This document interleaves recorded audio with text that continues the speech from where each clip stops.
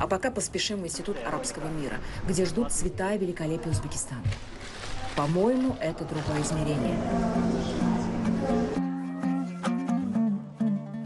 Параллельная реальность, где оживают образы, краски, душа конца XIX – начала XX века. Уникальные произведения народно-прикладного искусства Узбекистана.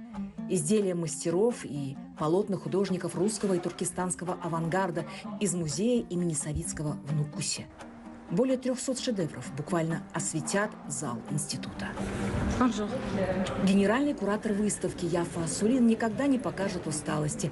Она привыкла так работать. А еще создавать невероятные издания с автографом любви к Востоку.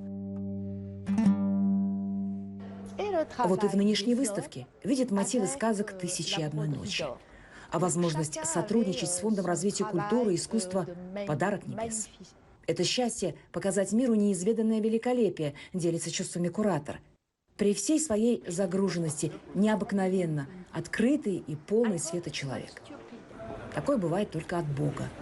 Как и талант, как вдохновение, которыми живут работы Усто, полотна мастеров кисти Надежды Кашиной, Павла Бенькова, Алексея Исупова. А работа тем временем просто кипит.